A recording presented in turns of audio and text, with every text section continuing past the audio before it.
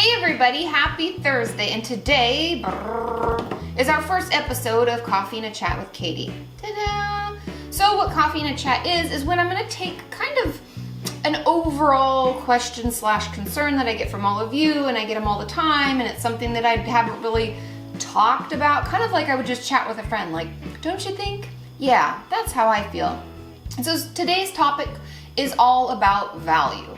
I've heard from many of you that you're in therapy or you're in recovery or you're working on something and you realize that you can no longer place your value on numbers, weight, running X number of miles or doing whatever it is you're doing, or being the sick one in the family or the person who struggles with addiction, and having that as part of your identity and what you value, having it kind of ripped away from you. A lot of you wonder, well, then what do I put in that hole? What do I really value, and how do I even figure that out? And I get a lot of questions about this, and so it's something that I just want to talk openly and honestly with you about what I value, how I came to figure those things out, and kind of where we go from here. And as always, leave your responses and thoughts about this in the comments. What are things that you value? How did you figure out what that was? And to be honest, it took me a while to think about it. I did some thinking today about how did I even come to that, understanding that that was something I valued. How did I decide on that?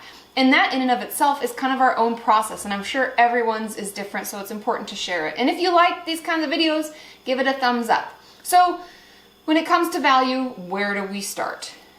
The first thing is that we actually, I think, and you can disagree, is that we need to look outward.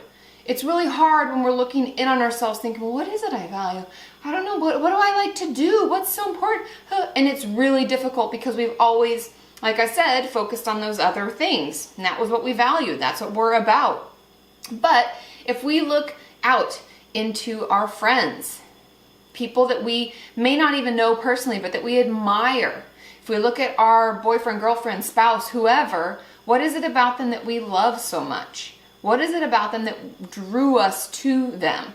Who are people that we don't like? What are the things that we don't like about certain people, and why is that? Because as you start kind of putting these lists together and writing these things down, in my experience, you'll start to see a pattern. You'll start to see things that always come up, qualities that you always like, admire, want to be around, and the qualities that are not so good. And maybe as you get older, like me, you start weeding out some of those friends that just don't quite fit anymore, or those people in your life where you think, I'm going to minimize the amount of time I spend with them. I had a video eons ago, which maybe I should do again, let me know, about toxic people and toxic friends.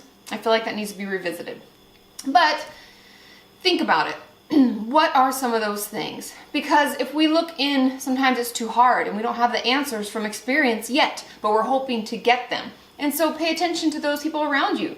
Pay attention to people that you follow online, and why do you follow them? That may render some results as well, but we have to be open to exploring. I like to think of this process as kind of like, we're detectives, because we have all this knowledge, but we don't know how to access it. And so as we kind of detect our life and what's going on, we can actually figure out what it is that we value. And I wrote down some things that I value because maybe that will help get you started. Okay, so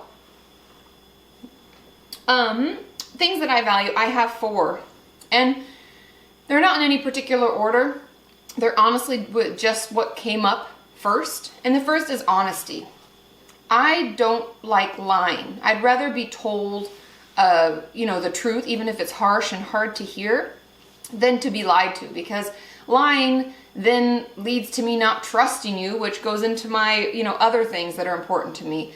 The next being loyalty. I like to know the people in my life are loyal and loyal and honest, right?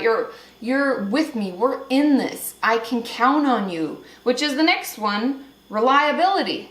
And that is really important just from the way I was raised. My mom was always there for everything, and my dad worked a lot away from home. And so if people say they're going to show up and don't, it really triggers something in me where I'm like, you don't think that I'm important enough, and that really stirs me up. And so I've learned, as I've worked in my own therapy, as many of you know, for years and years, that reliability is really important.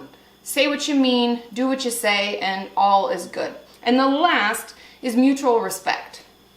And I think that's probably the reason it is the last one is it's the last one that I have come to realize is really important to me as well. Something that I value deeply is if I'm going to show respect to you, I expect I expect that respect. That's a lot of specting. But I would like to get that back.